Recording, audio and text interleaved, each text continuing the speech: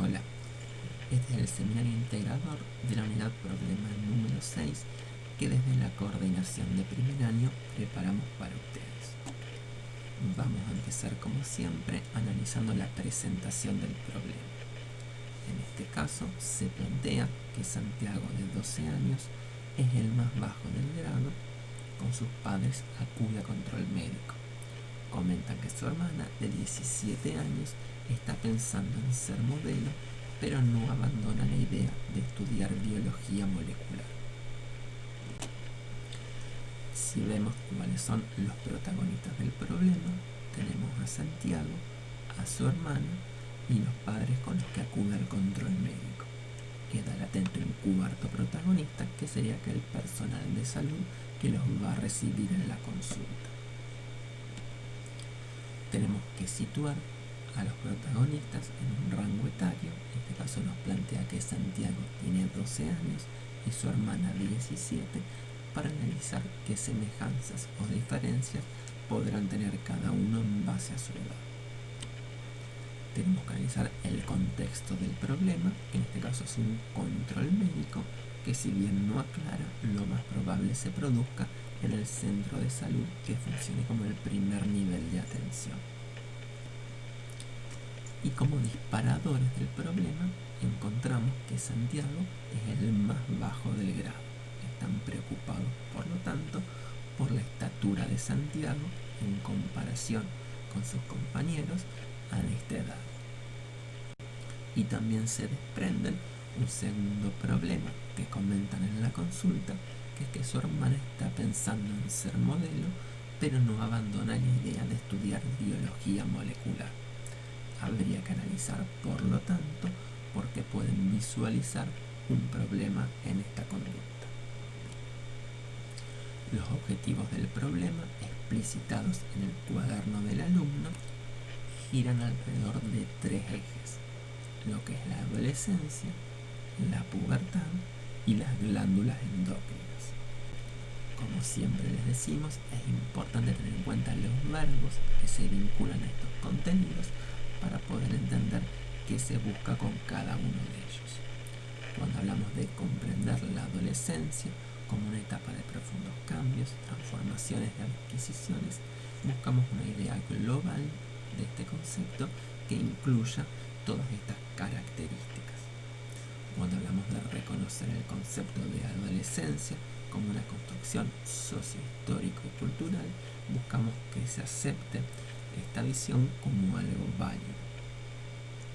Cuando hablamos de reconocer las expresiones corporales del crecimiento y del desarrollo, buscamos que puedan entender y mencionar cuáles son estos cambios que se van a expresar en este momento, y buscamos además que puedan vincularlos, relacionarlos con los cambios hormonales, poder hablar de ciertas relaciones de causalidad o no entre estos conceptos, y en base a eso poder entender y comprender el concepto de pubertad. También vamos a buscar identificar el desarrollo embriológico e histofisiológico en las glándulas endócrinas. Es decir, van a poder vincular de algún modo la parte embriológica e histológica con la parte funcional para poder también entender el concepto de glándula endócrina. Y finalmente iniciarse en la comprensión psicoafectiva e intelectual de la adolescencia, que es un tema que van a recuperar más adelante en la carrera. Los contenidos sugeridos que están en el cuaderno del alumno para alcanzar esos objetivos son, desde el punto de vista de paidopsiquiatría, todo aquello relacionado a la adolescencia desde sus diferentes puntos de vista, desde histología y embriología, el tejido epitelial glandular endocrino, los órganos del sistema endocrino y las células que lo componen, vinculando, como decíamos antes, con sus funciones. Desde el punto de vista de fisiología, retomar los conceptos del sistema endocrino, puntualizar en el eje hipotálamo, hipófiso, tiroideo y en el eje somatotrófico relacionado con la hormona de crecimiento, entender cómo es la regulación del crecimiento y analizar el eje hipotálamo, hipófiso gonadal, pero puntualizando cuáles son las hormonas involucradas y los efectos más relevantes de la testosterona y el estradiol, ya que es un tema que también van a desarrollar más adelante. Sí utilizar estos conceptos para poder describir el desarrollo puberal. Desde el punto de vista de pediatría, se sugiere estudiar las expresiones corporales del crecimiento y desarrollo para poder entender la pubertad, y tanto química como biología proponen recuperar conocimientos y actividades de la unidad problema 1 y 2. Biología agrega también iniciar el estudio de los percentilos. Recuerden que estos contenidos deben abordarse desde la bibliografía que está sugerida por cada disciplina en el cuaderno del alumno. Una vez que hayan podido abordar todos estos contenidos, vamos a hacer un ejercicio de integración de los mismos para poder relacionarlos en la solución del problema. Como venimos haciendo, sugerimos el mapa mental como una herramienta interesante para realizar este ejercicio de integración. El mapa mental, como decimos siempre, inicia con una idea central. Esta idea pueden elegirla ustedes, no es algo que hay que seguir obligatoriamente un camino. Yo elegí en este caso el concepto de adolescencia como mi concepto que funcione como idea centralizadora e integradora de este problema. Podemos definir a la adolescencia como una categoría de límites imprecisos y características variables que abarca el periodo de la vida que cada individuo puede transitar, ya que no todos lo hacen, entre la infancia y la edad adulta. Podemos vincular el concepto de adolescencia con una construcción social, ya que decimos que el pasaje del niño al adolescente se despliega en un tiempo y un espacio singular para cada sujeto, con los valores de cada grupo y los elementos simbólicos de esa cultura. La adolescencia puede transitarse en formas diferentes en diferentes grupos sociales y culturales. Es además un acontecimiento subjetivo, ya que los cambios biológicos que veremos que acontecen a esta edad implican una metamorfosis y suponen nuevos trabajos psíquicos. Dentro de estos trabajos vamos a resaltar la identificación, que podemos definir como el proceso inconsciente a partir del cual un sujeto descubre en sí un rasgo en común con otra persona y sobre esa base se identifica con él. Debemos remarcar que este proceso no es exclusivo de la adolescencia, ya que forma parte de la constitución subjetiva desde la infancia y en la adolescencia adoptan nuevas características. Otro trabajo importante es el duelo, al cual podemos definir como una reacción normal y dolorosa ante una pérdida. ¿Cuáles son las pérdidas y los duelos que deberá transitar el adolescente? El de los padres de la infancia, el rol e identidad infantil y el cuerpo del infantil, que han sufrido las transformaciones que mencionamos antes. Podemos relacionar también ese tránsito subjetivo y esa construcción social que influyen en el mismo para entender el desarrollo cognitivo que se produce en esta edad. Si definimos al desarrollo como un proceso dinámico y continuo de organización progresiva y compleja de las funciones cerebrales, en el que convergen tanto factores genéticos como ambientales, vamos a tratar de utilizar este concepto para ver en el desarrollo cognitivo cómo debería alcanzar el adolescente una etapa de pensamiento formal, utilizando sistemas lógicos de pensamiento que lo acerquen al modo de pensar de una persona adulta. Podemos relacionar también con el concepto de adolescencia el de pubertad, que veremos que son dos conceptos muy relacionados pero diferentes entre sí. Podemos definir a la pubertad como un periodo de desarrollo de los caracteres sexuales secundarios y de crecimiento somático que lleva a la adquisición de la capacidad reproductiva. Por lo tanto, la pubertad tiene límites mucho más precisos que la adolescencia. Es un acontecimiento universal, es decir, todo sujeto que llegue a esta edad va a transitar la pubertad, no así la adolescencia, y está definido con criterios puramente biológicos. Debemos entender los conceptos entonces de adolescencia y pubertad y poder diferenciarlos también. Este desarrollo que se produce en la pubertad está muy influenciado o es dirigido principalmente a través de las hormonas.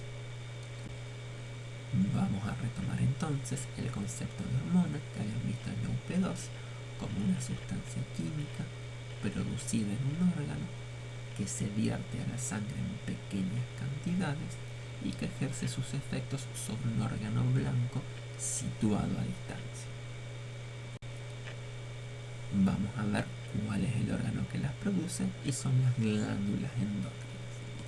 Podemos definir una glándula endocrina como células o cúmulos de células con función de secreción que lleva sus productos a la sangre. Vamos a tener entonces que estudiar a las glándulas como órganos, entender su origen biológico derivado del tejido epitelial y sus características en común, y también las células que lo componen, resaltando que en ocasiones todo el órgano está constituido por una única célula.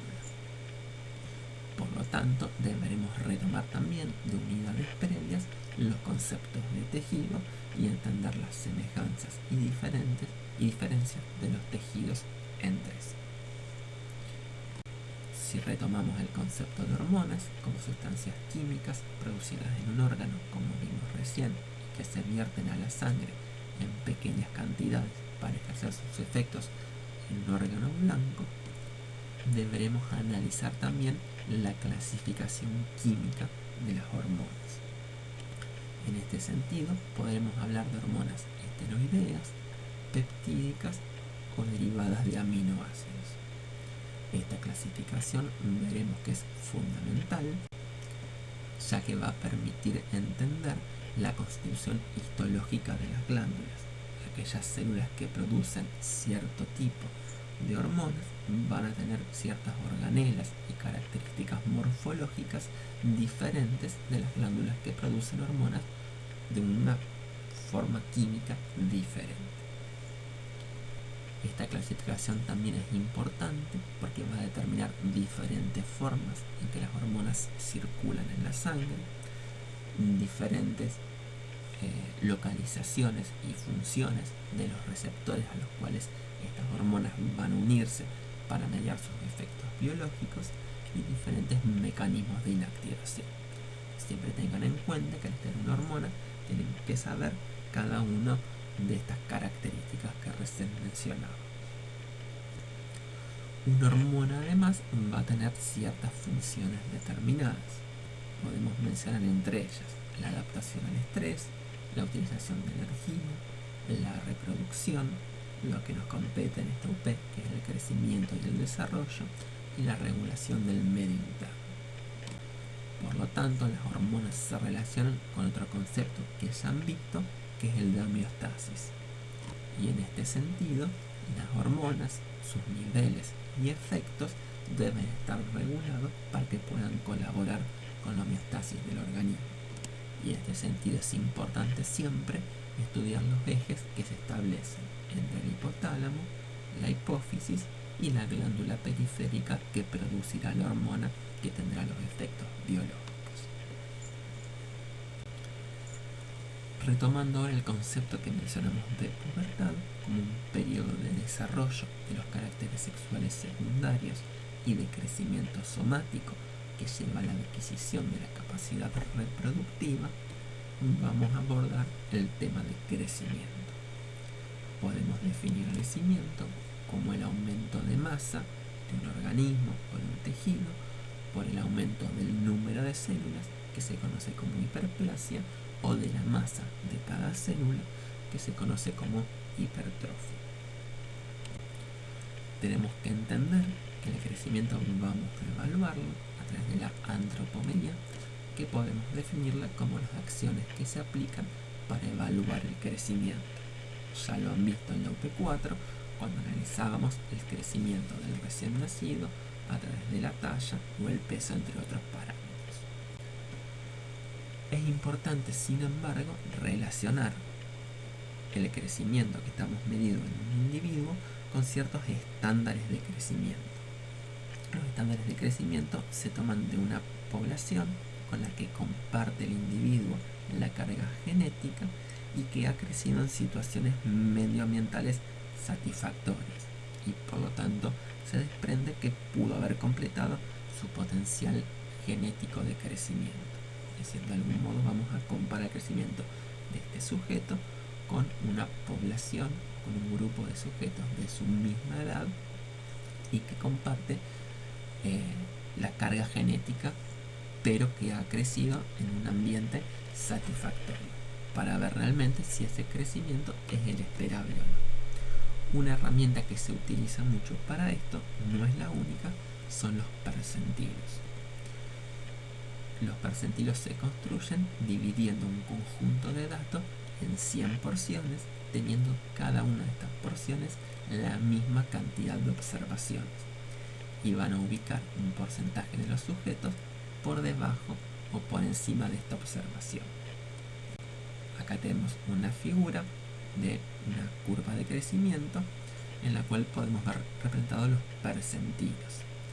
Si tomamos una edad determinada que está en el eje de las abscisas y lo relacionamos horizontal y lo relacionamos con una estatura determinada que tenga el sujeto al que estamos midiendo esa edad, podemos ver cómo unimos la edad y la estatura en un punto que va a coincidir más o menos con alguna de estas curvas de percentilos. Si por ejemplo la talla de este sujeto cae en el percentilo 10, eso quiere decir que el 10% de la población tiene la misma estatura que esta persona o menos. Estamos situando entonces un porcentaje de los individuos de la población por encima o por debajo de ese parámetro. Es importante que manejen, que entiendan el concepto de percentilo y que ya se inician en el manejo de estas tablas de percentilo, por lo menos en su comprensión. Retomando entonces nuestro mapa mental, vamos a tener que evaluar más cuáles son los factores que van a influir en el crecimiento, como decíamos recién, genéticos y medioambientales, como el sueño, el ejercicio, el estrés, factores emocionales que son muy importantes, y un factor de suma relevancia que es el endógeno. En este sentido, del concepto de hormonas, vamos a tener que relacionar aquellas hormonas relacionadas con el crecimiento y vamos a jerarquizar dentro de estas a la hormona de crecimiento y a las hormonas tiroideas. Además, la pubertad es un periodo de maduración. Si definimos a la maduración como el proceso de adquisición progresiva de nuevas funciones y características. Cuando definimos pubertad, veíamos que esta culmina en la adquisición de la función reproductiva y se desarrollan características como los caracteres sexuales secundarios. Por lo tanto, podremos hablar de una maduración sexual.